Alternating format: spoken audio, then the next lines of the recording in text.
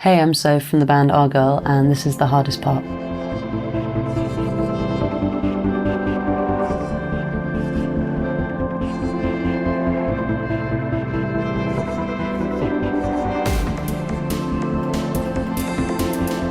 Hello, and welcome to The Hardest Part, the show that unravels the stories behind the most challenging songs ever written. I'm Kieron Banerji, and joining me in the studio on this episode is Soph Nathan, lead singer and guitarist of Our Girl. I first met and recorded Our Girl back in 2018 and was really excited to get them back in the studio to talk about their track Something About Me Being a Woman, which is on their 2024 record The Good Kind. When I spoke with Soph about this particular song, she shared that it was one of the more challenging tracks to write on the album. While the album is filled with themes of making the best of things and is infused with love, the song was different. It came from a place of frustration and anger. Writing it was crucial for processing a difficult experience, but finding the right way to articulate those feelings was tough. She explained how delicate it felt, wanting to do the situation justice while balancing the need to convey the exact right emotion without giving too much away. Make sure to stay tuned to hear Something About Me Being a Woman in full at the end of this episode. But before that, here's my chat with Soph from Our Girl. This song is called Something About Me Being a Woman, and it's on our record that's coming out soon. I think most of the songs on the record are quite like sort of loving, and this is one that's just kind of like just got a lot of anger out in, which I found very helpful to write. But I think it's harder for that reason. So what's the song about? It's about something that happened that I feel like speaks to a wider experience of just being a woman. It's quite clearly in the song, in like the three choruses of me.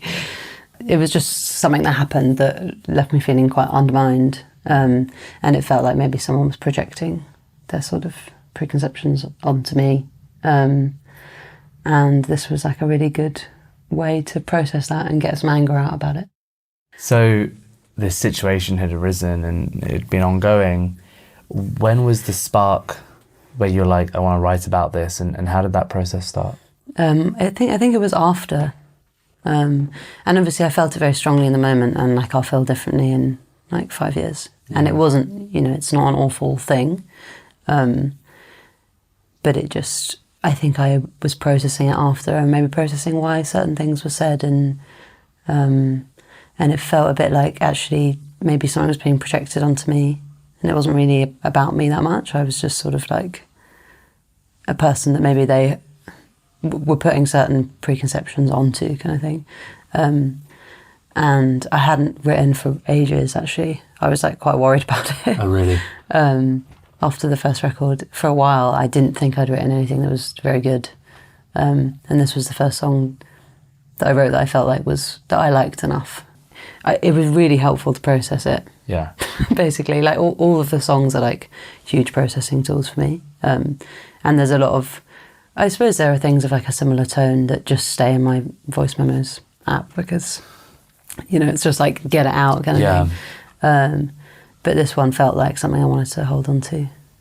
So when you have a track which, like you said, these songs and writing these songs help you process difficult moments or situations, how do you begin the process of writing a song like that? Is it different to when it's maybe not a song about something that has to be processed? How does that creative sort of process change for you? Normally I'm processing something, but right. But I might like get a lot out in the initial stages of writing it and then kind of trim that down to what I'd feel comfortable putting out there, kind of thing.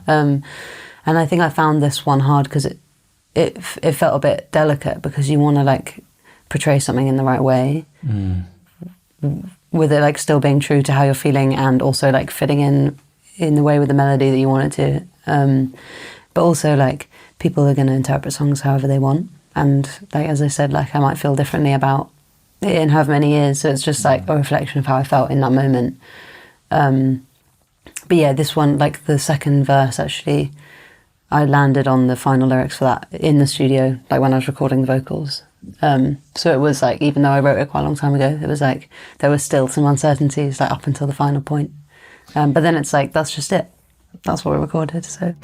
I saw something you might like. So I just dropped by to say so. Can't do that without you spilling out. Can't do that without you spilling out. We are fond of a lot of things, even more so when you've had a drink. What did the rest of the band and the producers bring to the production? Well, we started working on it and then we went on tour in the US. So we sort of like worked on it on tour, which was actually really nice. That we haven't done that much before. And yeah, Josh and Oz brought a lot. They always do. They always like just come up with things that I would never have thought of. That's the joy of being in a band, I think.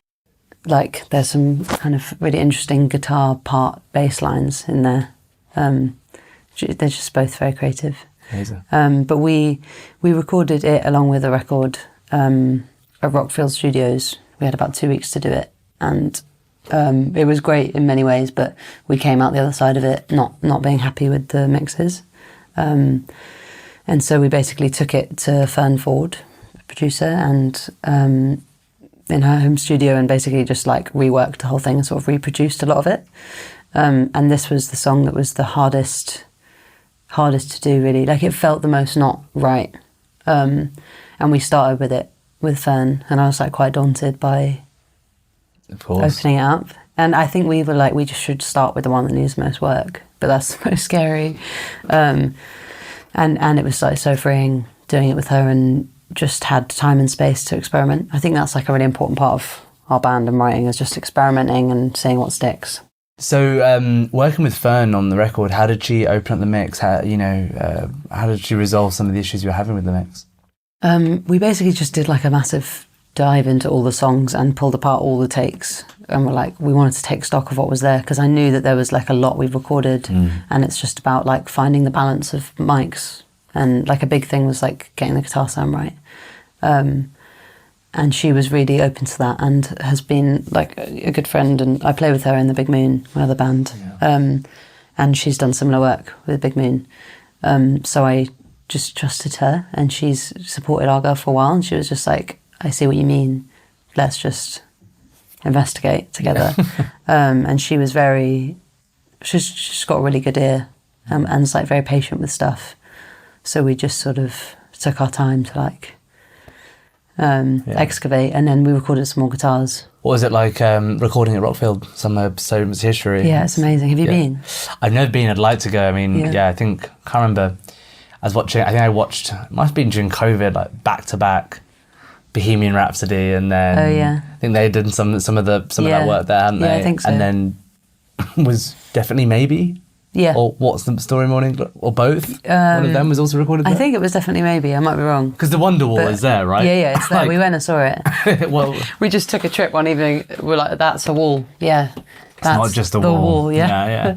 There to haunt everyone's karaoke thereafter for many years. Yeah, totally. Yeah. Do you always like to? It's residential, right? So like, how did that change the process? You have to sort of like bunk up and like. Yeah, I think it's good for us. Our first record, we did it like that, and so we thought it suited us just to like get into the world together, and have this like little bubble of it for a while. But actually, because we ended up needing more time, now I'm thinking that actually maybe a good way to do it is to do that, to track it all, and then be able to work on it like later and take it away, and less time constraints as well, I guess, right? Exactly, yeah. So we sort of learned a lot and figured out a lot about how we want things to go while we were there. But yeah, it was awesome. So we've spoken about what this song means to you and sort of what it helped you process. What do you want your fans and the listeners to take from this song? It like means a lot to me when I hear a song that I relate to, even if like I've missed the point entirely and I'm seeing it, and there's so many songs that I feel like I really know exactly what they mean and it means something to me, but I might be completely off the mark. Yeah. But I mean, it would be nice if people felt that in some way. I feel like it's a common experience. Were there any parts of the song in particular that are extremely difficult to finalise? Yeah, I mean, the verses, sort of, the second verse, sort of trying to continue that story in the right way. Like there were a lot of moving parts and lots of switching lyrics around, which all kind of explain the same feeling. Right. But for some reason it took like quite a long time. Like we did it on KXP when we were in America, like when we just figured it out. So the song's changed a lot since then. But there are different lyrics on the second verse of that because we just changed my mind like by the time we got to the studio. So that was maybe the hardest bit. Seems bigger than what it is, and I know I'm lucky for a lot of things, but if she were a man, would you still have done it? And if I was straight, would you still have said it? Remember, you don't really know me. So for our audience who are about to hear the session, what do you want them to specifically listen out for? I know from the recorded version what I want them to listen out for. When we opened up the song again, for like a while after recording it before then, I was hearing lots of different guitar parts, but it's all just theoretical, and you can't like all decide and know that you want that until you actually try it. But we ended up doing a lot of them, and one of them that came out of it was like a reverse guitar part in the second verse that's quite like swirly. Nice. And there are like quite distant R's in the middle eight that I really wanted to be swirly. Okay. And it's funny when you're working with someone else and you need to try and explain it in the right way. But I think I kept just being like, can it just go like this? Can it just sort of swirl around you? Yeah, exactly, to Fern. And she managed to do it. But that reverse delay sort of runs through then, I think, to the end of the song. But it just becomes a texture. Thank you for joining us on the Hardest Part podcast. Thanks for having me.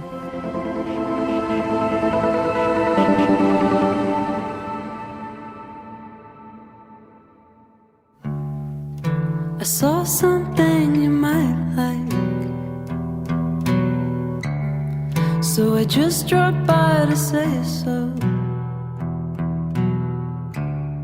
Can't do that without you spilling out. Can't do that without you spilling out.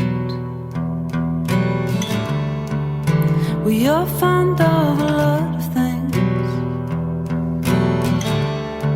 even more so when you've had a drink. I guess it was just bad timing. I guess it was just bad timing. There's something about me being a woman, something about me being a woman, something about me being a woman, something about me being a woman.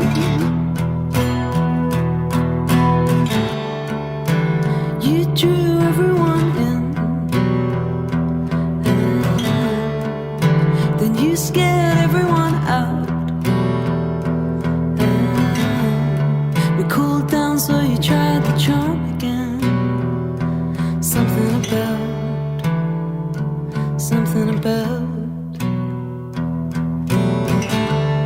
You think I'm caring and you like that. So you said some things you shouldn't have. It's got nothing to do with me though. It's got nothing to do with me though. I guess it was just bad timing. Or something about me being a woman, something about me being a woman, something about me being a woman, something about me being a woman. Seems bigger than what it is, and I know I'm lucky for a lot of things, but if she were a man, would you still have done it? And if I was straight, would you still have said it? Remember, you don't really know me.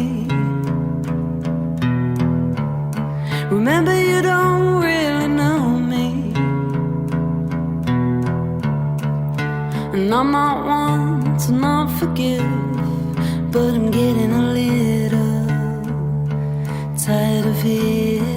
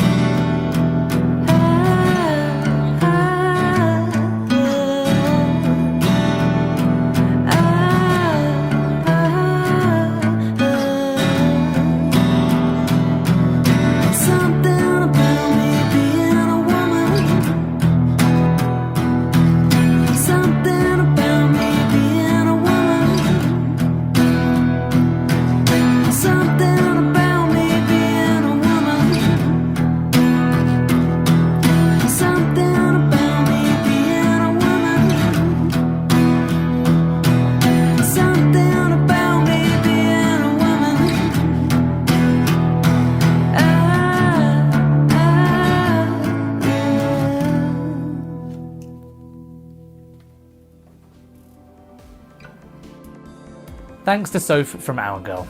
Make sure to subscribe and follow The Hardest Part wherever you get your podcasts. We're on Spotify, Apple Podcasts, YouTube, and all other major platforms. This episode of The Hardest Part was recorded at the Thin White Duke Studios in London's Soho. It is recorded by Max Walker and is mixed and produced by myself.